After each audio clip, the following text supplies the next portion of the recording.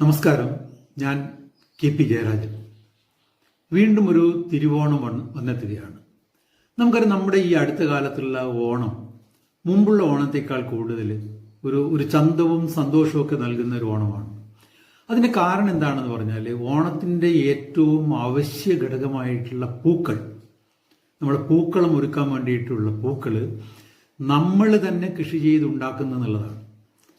കുറേ വർഷങ്ങൾക്ക് മുമ്പ് നമ്മുടെ പൂക്കളത്തിലേക്ക് ആവശ്യമായിട്ടുള്ള മുഴുവൻ പൂക്കളും നമ്മൾ തന്നെ ഉണ്ടാക്കിയിരുന്നു. പക്ഷെ അത് മാറി മുഴുവൻ പൂക്കൾക്കും നമ്മൾ മറ്റു സംസ്ഥാനങ്ങളെ ആശ്രയിക്കുന്ന സ്ഥിതിവിശേഷമാണ്. അതിൽ നിന്ന് മാറിയിട്ട് ഇപ്പോൾ എല്ലാവരും തന്നെ അവർക്കാവുന്ന രീതിയിൽ, അത് മുറ്റത്താകാം, ഗ്രോ ബാഗിലാകാം, ടെറസിലാകാം, ഇനി വിസ്തൃതമായിട്ടുള്ള കൃഷിയിടങ്ങളിലാകാം, എല്ലാവരും ചെറിയ രീതിയിലെങ്കിലും ചെണ്ടുമല്ലിയും വാടാമല്ലിയും മറ്റു പൂക്കളൊക്കെ കൃഷി ചെയ്യുന്ന വളരെ സന്തോഷകരമായിട്ടുള്ള ഒരു ഓണമാണ്. യഥാർത്ഥത്തിൽ മുമ്പൊക്കെ ഓണം എന്ന് പറഞ്ഞാൽ തിരുവോണത്തിന് 10 ദിവസം മുമ്പേ അത്തത്തിനായിരുന്നു തുടങ്ങിയത്. ഇപ്പോഴങ്ങനെയല്ല. അത്തത്തിന് ഒരു 65-70 ദിവസങ്ങൾക്ക് മുമ്പേ ഓണം തുടങ്ങുന്ന ഒരു സ്ഥിതിവിശേഷമാണ് നമ്മുടെ കേരളത്തിലുള്ളത്. അപ്പോൾ അതാ ഏറ്റവും സന്തോഷകരമായിട്ടൊരു കാര്യമാണ്. അപ്പോൾ ആ ഒരു സന്തോഷം പങ്കുവെക്കുക എന്നുള്ളതാണ് ഞാൻ പ്രധാനമായിട്ട് ഉദ്ദേശിക്കുന്നത്. സാമൂഹികമായിട്ടും സാംസ്കാരികമായിട്ടും അതുപോലെ തന്നെ ഭൂമിശാസ്ത്രപരമായിട്ടും കേരളത്തിൽ കിടക്കുന്ന അല്ലെങ്കിൽ കേരളത്തോട് കിടക്കുന്ന മാഹിയിലും ഞങ്ങൾ കഴിഞ്ഞ 3 വർഷമായിട്ട് മാഹിയിലെ കർഷക സംഘത്തിൻ്റെ ആഭിമുഖ്യത്തിൽ നല്ല രീതിയിൽ ചെണ്ടുമല്ലി കൃഷി ചെയ്യുകയാണ്.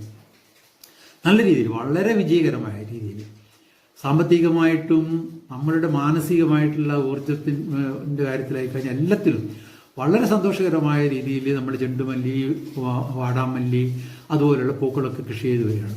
അപ്പോൾ ആ ഒരു അനുഭവം, അതിൽ നിന്ന് നേടിയ അറിവ് നിങ്ങളുമായിട്ട് പങ്കുവെക്കുക എന്നുള്ളതാണ് ഇന്നത്തെ ഈ വീഡിയോ കൊണ്ട് പ്രധാനമായിട്ട് ഉദ്ദേശിക്കുന്നത്. മാഹിയിലെ കർഷക സംഘത്തിൻ്റെ പ്രസിഡൻ്റായിട്ടുള്ള ശ്രീ കെ.പി. നൌഷാദും അതുപോലെ തന്നെ സെക്രട്ടറി ആയിട്ടുള്ള ശ്രീ C.T. വിജീഷിൻ്റെയും നേതൃത്വത്തിലാണ് പല കൃഷികളും ചെയ്തിട്ടുണ്ട്. അതായത് നമ്മൾ കാബേജ്, കോളിഫ്ലവർ, പിന്നെ മുളക്, വറ്റൽമുളക്, വലിയ രീതിയിൽ വറ്റൽമുളക്, വെള്ളരി, പിന്നെ പച്ചക്കറി, പലതരത്തിലുള്ള പച്ചക്കറി, ഇതൊക്കെ ചെയ്തതിന് ശേഷം ഓണത്തിനെ ലക്ഷ്യമാക്കിക്കൊണ്ട് പൂക്കൃഷി മാഹിയിൽ വലിയ രീതിയിൽ ചെയ്തു എന്നുള്ളതാണ് ഏറ്റവും വലിയൊരു സന്തോഷം. കാരണം പലർക്കും മാഹിയിൽ കൃഷി എന്നുള്ളൊരു ഒരു സംശയം ഉണ്ടാവില്ല. അതുകൊണ്ട് ഞാനത് സൂചിപ്പിക്കും. അപ്പോൾ അത് ചെയ്തപ്പോൾ ഉണ്ടാകുന്ന എല്ലാവരുടെയും ഒരു സന്തോഷം. കാരണം പ്രത്യേകിച്ച് സ്ഥിരമായിട്ട് പുറത്തു പോയിട്ട് പൂക്കൾ വാങ്ങുന്ന ആളുകളൊക്കെ തന്നെ നമ്മളുടെ അടുത്ത് വന്ന് പൂക്കൾ കൊണ്ടുപോകുന്ന സ്ഥിതിവിശേഷമുണ്ട്. പലർക്കും പൂക്കൾ കൊടുക്കാൻ പറ്റുന്നില്ല, കാരണം അത്രയും കൂടുതൽ ഡിമാൻഡ് ഉണ്ടാകുന്നൊരു കാര്യമാണ്. അപ്പോൾ ഇതിലെ കുറച്ച് കാര്യങ്ങൾ നമ്മളുടെ ഒരു അറിവ്, അനുഭവമൊക്കെ ഒന്ന് പങ്കുവെക്കുക എന്നുള്ളത്. ഇപ്പോഴാണ് ഇതിൻ്റെ സമയം. നമ്മൾ ഇതിൻ്റെ ഒരു പ്ലാനിങ് അല്പം വൈകിയെന്ന് വേണമെങ്കിൽ പറയാം. കാരണം എന്താണെന്ന് പറഞ്ഞാൽ, ഈ വർഷത്തെ നമ്മളുടെ ഒരു ഓണത്തിൻ്റെ ഡേറ്റും അത്തത്തിൻ്റെ ഡേറ്റും ഒക്കെ വെച്ച് നോക്കുകയാണെങ്കിൽ നമ്മൾ പ്ലാനിങ്ങിൻ്റെ സമയം കഴിഞ്ഞു എന്ന് പറയും. നമുക്കിനി പറിച്ചു നടേണ്ട സമയമാണ് ആലോചിക്കേണ്ടത്. ഇപ്പോൾ നമുക്കൊരു ജൂൺ അവസാനത്തെ ആഴ്ചയോട് കൂടിയിട്ട് തൈകൾ നട്ടെങ്കിൽ മാത്രമേ നമ്മൾ ഉദ്ദേശിക്കുന്ന രീതിയിൽ നമുക്ക് പൂക്കൾ പറിക്കാൻ പറ്റൂ. ഇതിൽ നമുക്കുണ്ടാകുന്ന ഏറ്റവും വലിയൊരു പരിമിതി എന്താണെന്ന് പറഞ്ഞാൽ, ഓണം കഴിഞ്ഞാൽ ഈ പൂക്കൾക്ക് കാര്യമായിട്ടുള്ള വിപണിയില്ല. ഓണം കഴിഞ്ഞാൽ. അപ്പോൾ അതുകൊണ്ട് തന്നെ നമ്മുടെ പ്ലാനിങ്, പൂക്കൾ എപ്പോൾ പറിക്കണം എന്നുള്ള പ്ലാനിങ് വളരെ പ്രധാനപ്പെട്ടതാണ്. അപ്പോൾ അതുകൊണ്ട് കൃത്യമായിരിക്കണം. ഏകദേശം നമ്മളിപ്പോൾ ഒരു ജൂൺ 25, 26, 27 തീയതിയൊക്കെ ആകുമ്പോഴത്തേക്ക് തന്നെ നട്ട് തുടങ്ങിക്കഴിഞ്ഞാൽ നമുക്ക് ഏകദേശം അത്തത്തിൻ്റെ സമയം മുതലേ തുടങ്ങി ഒരു ഓണത്തോടു കൂടിയിട്ട് ചെണ്ടുമല്ലിയുടെ വിളവെടുപ്പ് നമുക്ക് അവസാനിപ്പിക്കാൻ പറ്റും. പിന്നെയുള്ള പൂക്കൾക്ക് നമുക്ക് കാര്യമായ വില കിട്ടില്ല, മാർക്കറ്റും ഇല്ല എന്നുള്ളത് തന്നെ വേണമെങ്കിൽ പറയാം. അപ്പം അങ്ങനെയുള്ളൊരു സ്ഥിതി നമ്മൾ മനസ്സിൽ കാണണം. അപ്പോൾ അതുകൊണ്ട് വിത്ത് മുളപ്പിച്ച് തൈ ഉണ്ടാക്കുന്നതിനെ കുറിച്ച് ഇനി ആലോചിക്കേണ്ട. തൈകൾ സുലഭമായിട്ട് കിട്ടുന്നുണ്ട്, ഒരു പ്രയാസമില്ലാതെ കിട്ടുന്നുണ്ട്. കാരണം ഒരുപാട് കൃഷിക്കാർ ഇപ്പോൾ ചെണ്ടുമല്ലി തൈകൾ ഉണ്ടാക്കി വിൽക്കുന്നുണ്ട്. അത്രയും ഡിമാൻഡ് ഉണ്ട്, അതാണ് അതിൻ്റെ കാര്യം. പിന്നെ ഒരുപാട് സന്നദ്ധ സംഘടനകൾ തൈകൾ ഉണ്ടാക്കി വെക്കുന്നുണ്ട്. പിന്നെ സർക്കാർ ഫാമുകളിൽ, ഒട്ടേറെ സർക്കാർ ഫാമുകളിൽ ഇപ്പോൾ ചെണ്ടുമല്ലിയുടെ തൈകൾ ഉണ്ടാക്കി വെക്കുന്നുണ്ട്. അപ്പോൾ തൈകളുടെ ഒരു പ്രശ്നമല്ല. നമ്മൾ കൃഷി ചെയ്യാൻ വേണ്ടിയിട്ട് അങ്ങ് തീരുമാനിക്കുക. തൈകൾ നമുക്ക് സുലഭമായിട്ട് കിട്ടും. വില കൊടുക്കേണ്ടി വരും, കാരണം നല്ല വിലകളായ ഹൈബ്രിഡ് ഇനങ്ങളാണ് നമ്മൾ ഉപയോഗിക്കുന്നത്. നമുക്കറിയാം, നമ്മൾ നാടൻ ഇനങ്ങൾ ചെണ്ടുമല്ലി നമ്മുടെ നാട്ടിലൊക്കെ ഉണ്ട്. അതൊരു പുതിയ കാര്യമേ അല്ല, പണ്ട് മുതലേ നമ്മുടെ കൂടെയുള്ളതാണ് ചെണ്ടുമല്ലി. പക്ഷെ പ്രശ്നം എന്താണെന്ന് പറഞ്ഞാൽ, നാടൻ ഇനങ്ങൾ ചെറിയ പൂക്കളാണ്, അധികം എണ്ണ ഉണ്ടാകില്ല, അല്ലേ? നമുക്കറിയാം അതിൻ്റെ ഒരുപാട് ഗുണങ്ങളുണ്ടെങ്കിൽ പോലും ഇങ്ങനെയുള്ള ഒരു പ്രശ്നങ്ങളൊക്കെ ഉണ്ട്. അതുകൊണ്ട് നമ്മൾ ചെയ്യുന്നതെന്ന് പറഞ്ഞാൽ, ചെണ്ടുമല്ലി ഇപ്പോൾ നമ്മുടെ നാട്ടിൽ ഒട്ടുമിക്ക ചെണ്ടുമല്ലി ചെയ്യുന്ന മിക്ക കൃഷിക്കാരോട് ചോദിച്ചാൽ പോലും അവർ പറയുന്നത് ഒരു ആഫ്രിക്കൻ ചെണ്ടുമല്ലിയാണ് എന്ന് അവർ പറയുന്നുണ്ട്. കാരണം നമ്മളൊരു അനുഭവത്തിൽ നിന്ന് മനസ്സിലാക്കിയതാണ്. ആഫ്രിക്കൻ മെരിഗോൾഡാണ് ഏറ്റവും കൂടുതൽ ആളുകൾ ചെയ്യുന്നത്. ആഫ്രിക്കൻ മെരിഗോൾഡ് ഉണ്ട്, ഫ്രഞ്ച് മെരിഗോൾഡ് ഉണ്ട്, മെക്സിക്കൻ മെരിഗോൾഡ് ഉണ്ട്. അപ്പോൾ ഇതിൽ തന്നെ നമുക്ക് ആഫ്രിക്കൻ മെരിഗോൾഡാണ് നമ്മുടെ ആളുകൾ പൊതുവെ ചെയ്യുന്നത്. കാരണം വലിയ പൂക്കളാണ്, നല്ല വെയിറ്റുള്ള വലിയ പൂക്കളാണ്. 2-3 നിറങ്ങളിൽ ഇപ്പം നമുക്ക് കിട്ടുന്നുണ്ട്. അപ്പോൾ അതിൻ്റെ തൈകളാണ് നമ്മൾ ഹൈബ്രിഡ് തൈകളാണ് നമുക്ക് ഇപ്പോൾ വാങ്ങാൻ കിട്ടുന്നത്. അപ്പോൾ തൈ ബുക്ക് ചെയ്യുക എന്നുള്ളതാണ് പെട്ടെന്ന് ചെയ്യേണ്ട ഒരു കാര്യം. പിന്നെ ഇതിലൊരു കാര്യം എന്ന് പറഞ്ഞാൽ തൈ ബുക്ക് ചെയ്യുക എന്ന് പറയുമ്പോൾ നമുക്ക് എത്ര തൈകൾ വേണം എന്ന് നമ്മൾ അറിഞ്ഞിരിക്കണം. അപ്പോൾ എവിടെയാണ് നമ്മൾ ചെയ്യുന്നത്? മുറ്റത്ത് ചെയ്യാം, നമുക്ക് അവിടെ നിന്ന് തുടങ്ങണമെന്നാണ് ഞാൻ പറയുന്നത്. കാരണം എനിക്ക് ചെണ്ടുമല്ലി കൃഷി ചെയ്യാൻ സ്ഥലമില്ലല്ലോ എന്നുള്ളത് ഒരു കാരണവശാലും ഒരു എന്താ പറയുക, ഒരു ന്യായീകരണമായിട്ട് നമുക്ക് ഉണ്ടാകാൻ പാടില്ല. എവിടെയാണ് കിട്ടുന്നത്? ഒറ്റ കാര്യം ആലോചിക്കുക, നല്ല സൂര്യപ്രകാശം വേണം, വെള്ളം കെട്ടി നിൽക്കാൻ പാടില്ല. അപ്പോൾ അത് നമ്മുടെ ഏകദേശം മുറ്റത്ത് നമുക്ക് സാധിക്കും, അല്ലെങ്കിൽ വീട്ടുപറമ്പിൽ സാധിക്കും, അല്ലെങ്കിൽ നമുക്ക് ഗ്രോ ബാഗിൽ ചെയ്യാൻ പറ്റും, അല്ലെങ്കിൽ ടെറസിൽ ചെയ്യാൻ പറ്റും. ഇനി നല്ല രീതിയിൽ ഒരു കൃഷിയിടമുണ്ടെങ്കിൽ, അത് ഈ പറഞ്ഞ കണ്ടീഷൻസൊക്കെ ഉള്ളതാണെങ്കിൽ നമ്മൾ ഉടനെ തന്നെ ചെണ്ടുമല്ലി കൃഷിയിലേക്ക് ഇറങ്ങുക. ഇത് പറയാൻ കാരണം എൻ്റെ അനുഭവത്തിൻ്റെ അടിസ്ഥാനത്തിൽ പറയുകയാണ്.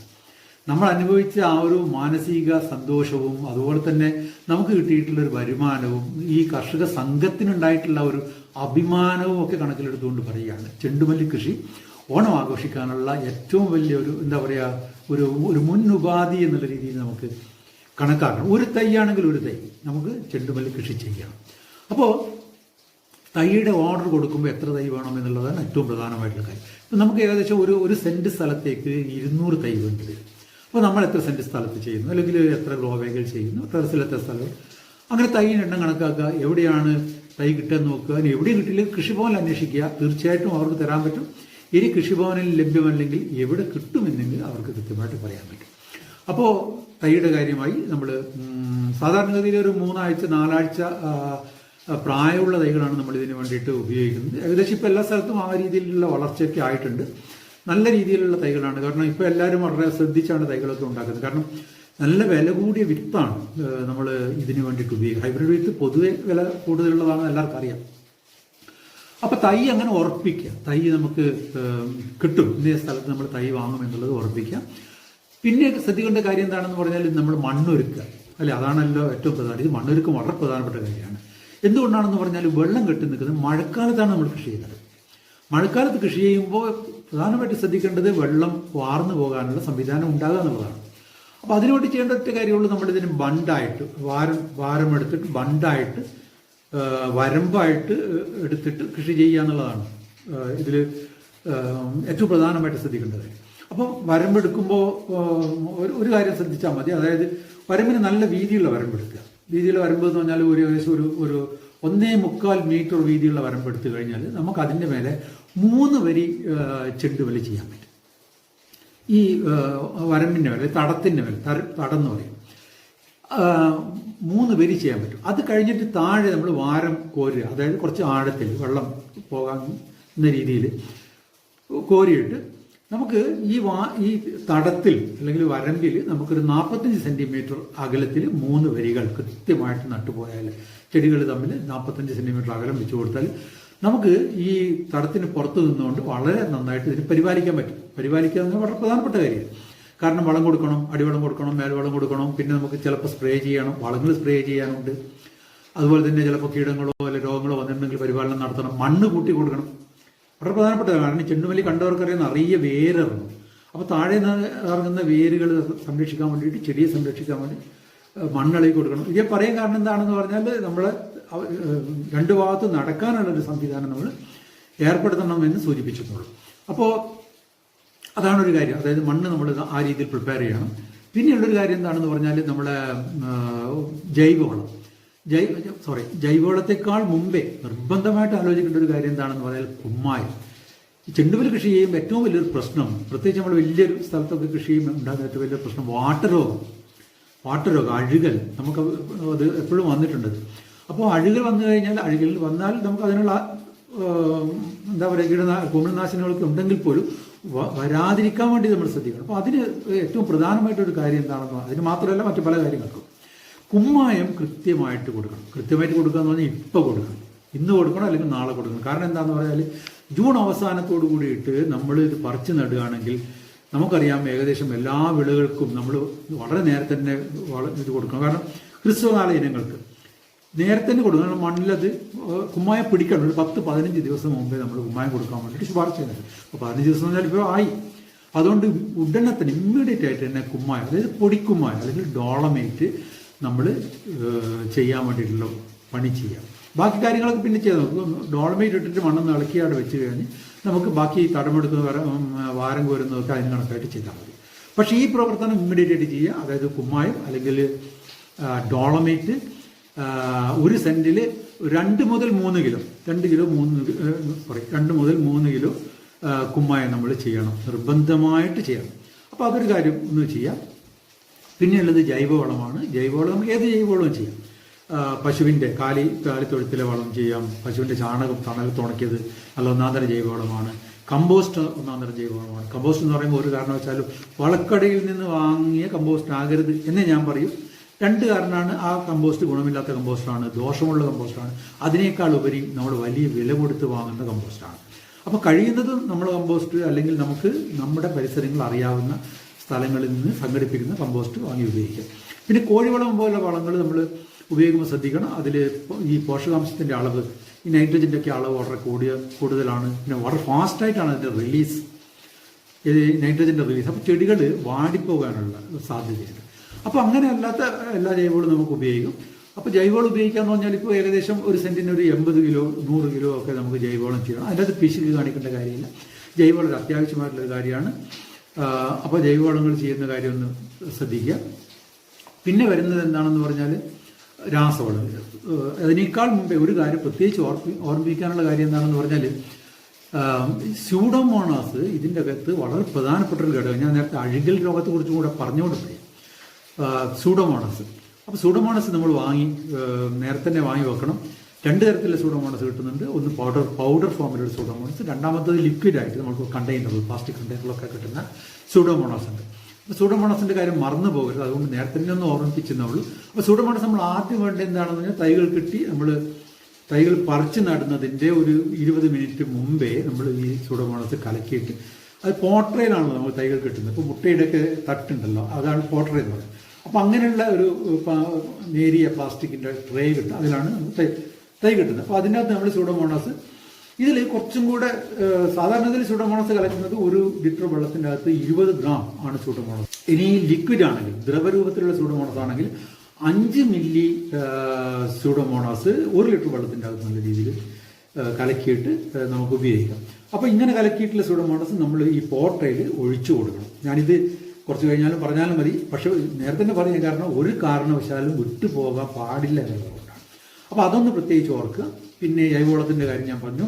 നമ്മൾ ചെടികൾ നടുന്നതിൻ്റെ തലേന്നോ അല്ലെങ്കിൽ തൊട്ട് മുമ്പെയോ ഒക്കെ ജൈവവളം നന്നായിട്ട് മണ്ണുമായിട്ട് കലർത്തിയിട്ട് വേണം നമ്മൾ ഈ തടമോ അല്ലെങ്കിൽ എന്താ പറയുക ബണ്ട് അല്ലെങ്കിൽ ആ സംവിധാനം ഒക്കെ ചെയ്യാൻ വേണ്ടി. അപ്പോൾ അത് പിന്നേക്കാക്കാൻ പാടില്ല. അടിവളമായിട്ട് കൊടുക്കുന്ന ജൈവവളം നമ്മൾ പിന്നീട് കൊടുക്കാൻ പാടില്ല. അത് ആ സമയത്ത് തന്നെ നമ്മൾ കൃത്യമായിട്ട് കൊടുക്കണം. അപ്പോൾ അങ്ങനെ അതൊന്ന് ഓർത്ത് വെക്കുക.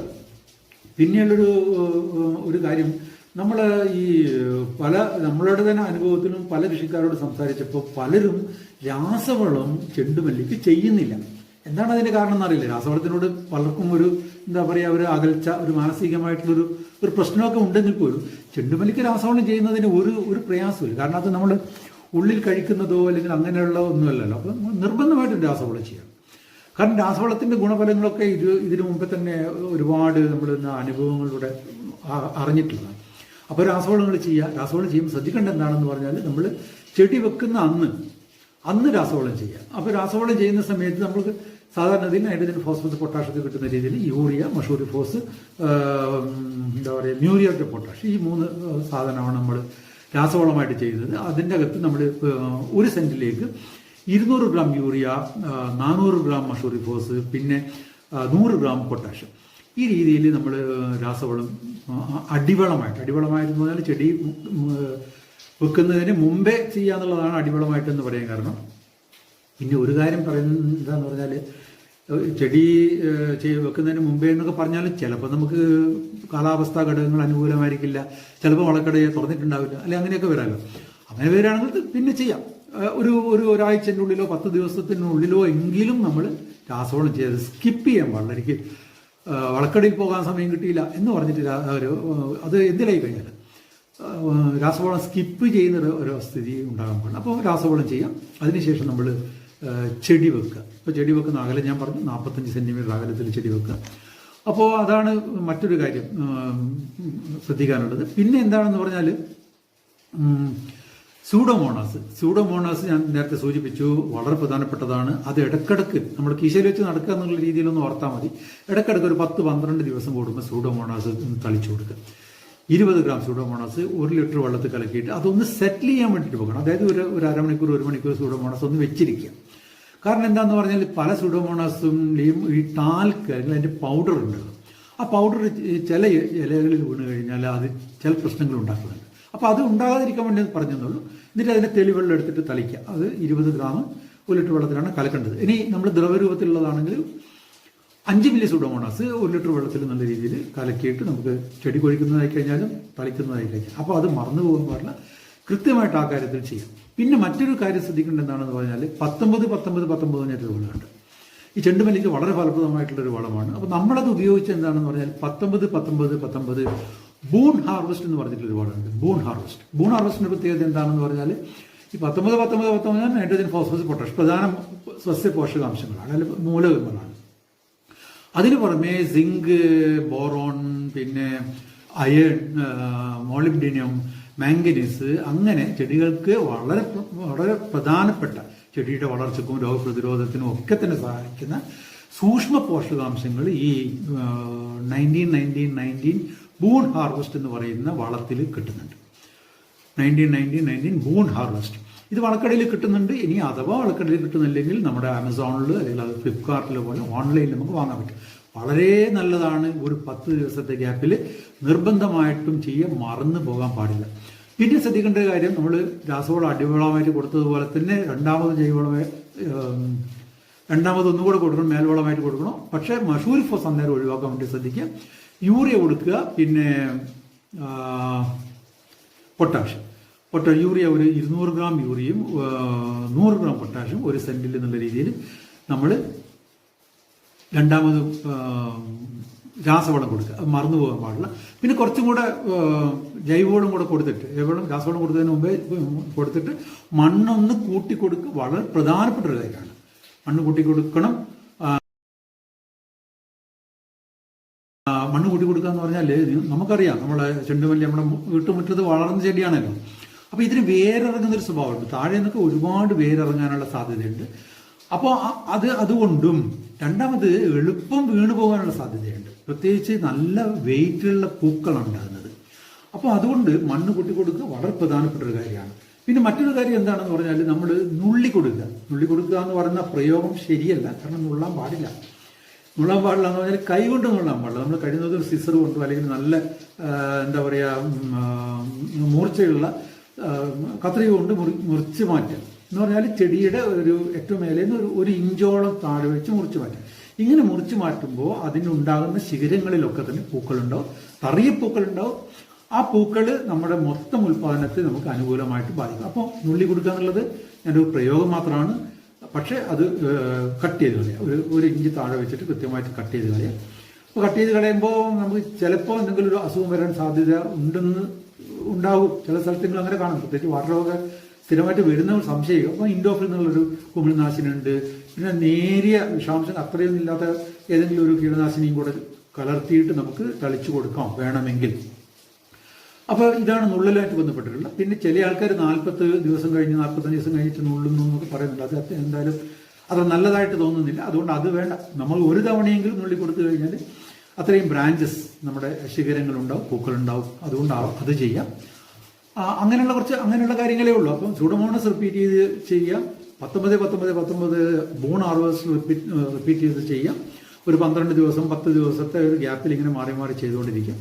പിന്നെ അടിവളം നമ്മൾ കൊടുത്തു.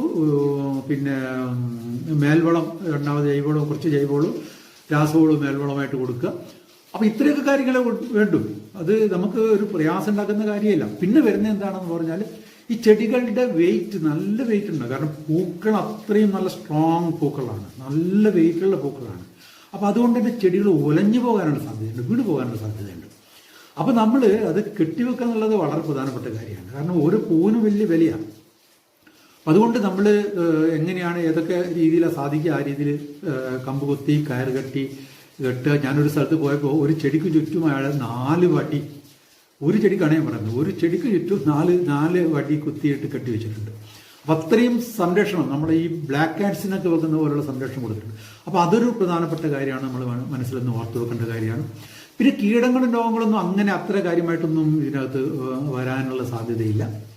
പിന്നെ എൻ്റെ ഇടയ്ക്ക് എന്നോട് ഒരു കാര്യം ഞാൻ ഓർക്കുന്നത്, ഈ 19 ഞാൻ അളവ് പറഞ്ഞൊന്നും എനിക്കറിയില്ല. 19 ബോൺ ഹാർവെസ്റ്റ് 5 ഗ്രാം ഒരു ലിറ്റർ വെള്ളത്തിലാണ് തളിക്കേണ്ടത്.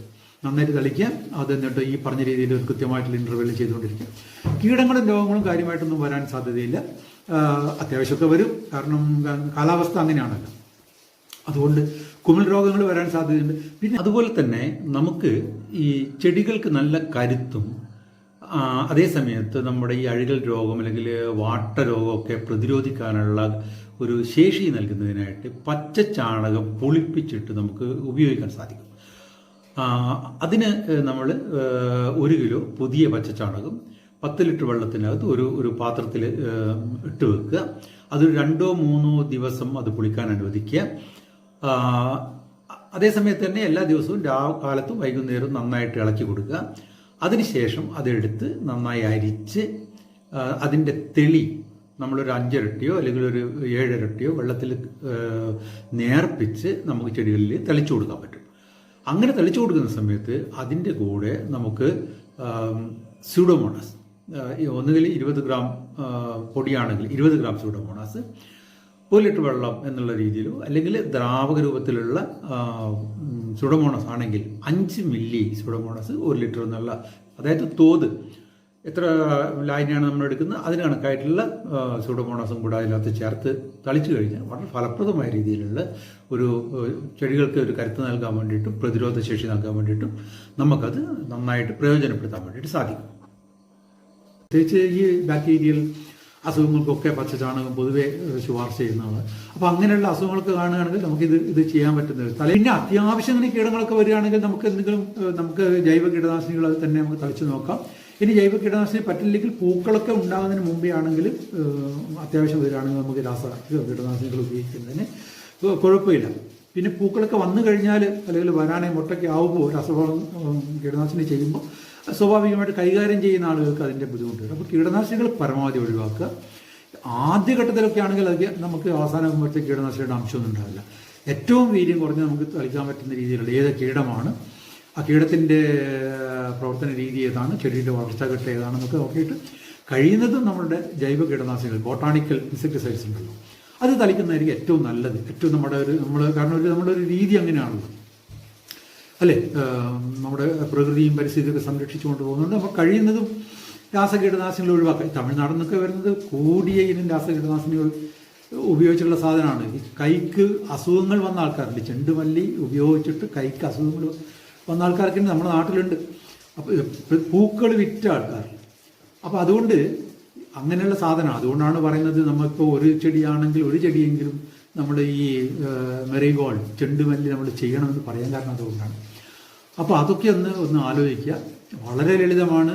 കുറച്ച് പ്രധാനപ്പെട്ട കാര്യങ്ങൾ ഞാൻ പറഞ്ഞു. കാരണം നമ്മളൊരു ചെറിയൊരു സമയമായതുകൊണ്ട് നമുക്ക് ഒരുപാട് സമയം എടുത്തിട്ടൊന്നും പറയാൻ പറ്റില്ല. എനിക്കൊന്ന് ഞാൻ ഏകദേശം പ്രധാനപ്പെട്ട കാര്യങ്ങളൊക്കെ പറഞ്ഞിട്ടുണ്ട്. ഒന്നുകൂടി ആവർത്തിക്കുന്നത് എന്താണെന്ന് പറഞ്ഞാൽ ജൈവവളം നന്നായിട്ട് ചെയ്യണം. ഈ പറഞ്ഞ അളവ് തന്നെ നമ്മൾ ജൈവവളം ചെയ്യണം, നല്ല ജൈവവളം ചെയ്യണം. രാസവളങ്ങൾ ചെയ്യാൻ പാടില്ല, ഒരു കാരണവശാലും മടിക്കാൻ പാടില്ല. രാസവളം 2 തവണയായിട്ട് ചെയ്യണം. സ്യൂഡോമോണസ് കൃത്യമായിട്ട് ഉപയോഗിച്ചുകൊണ്ടിരിക്കണം, കൃത്യമായി ഇടവേളകളിൽ ഉപയോഗിച്ചുകൊണ്ടിരിക്കണം. 19 ബോൺ ഹാർവെസ്റ്റ് 5 ഗ്രാം 1 ലിറ്റർ വെള്ളത്തിൽ എന്നുള്ളതിൽ തളിച്ചുകൊണ്ടിരിക്കണം. പിന്നെ മണ്ണ് കയറ്റി കൊടുക്കണം. പിന്നെ നുള്ളണം. ചെടിയുടെ അഗ്രഭാഗത്തു നിന്ന് ഒരു ഇഞ്ച് താഴെ വെച്ചിട്ട് നമ്മളൊന്ന് നിപ്പ് ചെയ്ത് വിടണം. പിഞ്ചിങ് എന്ന് പറയുന്നത് നുള്ളി കളി അത്യാവശ്യം വേണമെങ്കിൽ നമുക്ക് കുമിൾനാശിനി വേണമെങ്കിൽ തളിച്ചു കൊടുക്കാം. അപ്പോൾ അത്രയൊക്കെ ഉള്ളൂ. ഇത്രയും നിങ്ങൾ ചെയ്യുകയാണെങ്കിൽ നിങ്ങളുടെ ഓണം തിരുവോണമായിട്ട് മാറ്റാൻ പറ്റുന്ന കാര്യത്തിൽ യാതൊരു സംശയമില്ല. കാരണം എന്താണെന്ന് പറഞ്ഞാൽ അങ്ങനെയാണ് നമ്മൾ ആ ഓണം ആഘോഷിക്കേണ്ടത്. നമ്മുടെ തൊടിയിൽ നമ്മുടെ കൃഷിയിടത്തിൽ നിന്ന് പറിച്ചെടുക്കുന്ന പൂക്കൾ കൊണ്ടാകണമെന്നാണ് ഇനിയുള്ള കാലത്തെങ്കിലും നമ്മളുടെ ഓണം അതൊരു വലിയ മാറ്റമാണ്, വലിയൊരു വിപ്ലവമാണ്. ഇപ്പോൾ ഈ നമ്മുടെ ഈ റോഡിലൂടെയൊക്കെ നമ്മൾ ഓണത്തിന് തൊട്ട് മുമ്പേ പോവുകയാണെങ്കിൽ എത്ര സ്ഥലത്താണെന്നറിയാം ഈ ചെണ്ടുമല്ലി തോട്ടങ്ങൾ കാണുന്നത്. അതിലും വലിയ സന്തോഷവും ഒന്നും ഓണത്തിന് തരാനില്ല. ഇതാണ് ഏറ്റവും വലിയ സന്തോഷം. അപ്പോൾ എല്ലാവരും ഈ രീതിയിൽ ഉള്ള ഒരു ഓണം ഈ വർഷം ഇതുവരെ ഇതിനു മുമ്പ് ചെയ്തവർ തീർച്ചയായിട്ടും അങ്ങനെ തുടരുക. അല്ലാത്തവർ ഈ വർഷം മുതൽ നമ്മളുടെ ഓണം സ്വന്തം ചെണ്ടുമല്ലിയും വാടാമല്ലിയും പിന്നെ മറ്റെന്തൊക്കെ പൂക്കൾ ഉണ്ടാക്കാൻ പറ്റും അതൊക്കെ ഉണ്ടാക്കിക്കൊണ്ടാവട്ടെ എന്ന് ആശംസിച്ചുകൊണ്ട്, പ്രത്യേകിച്ച് മാഹി കർഷക സംഘത്തിൻ്റെ എല്ലാവിധ ആശംസകളും എല്ലാവർക്കും, ഇത് കേൾക്കുന്ന മുഴുവൻ കർഷകർക്കും ആശംസിച്ചുകൊണ്ട് നന്ദി, നമസ്കാരം. കർഷകർക്ക് വേണ്ടി കർഷകരുടെ സർവകലാശാലയാണ് കർഷക വിദ്യാപീഠം. പ്രോത്സാഹിപ്പിക്കുക. ഇഷ്ടമായെങ്കിൽ ലൈക്ക് ചെയ്യുക. ദയവായി സബ്സ്ക്രൈബ് ചെയ്യുക, ഷെയർ ചെയ്യുക. നന്ദി.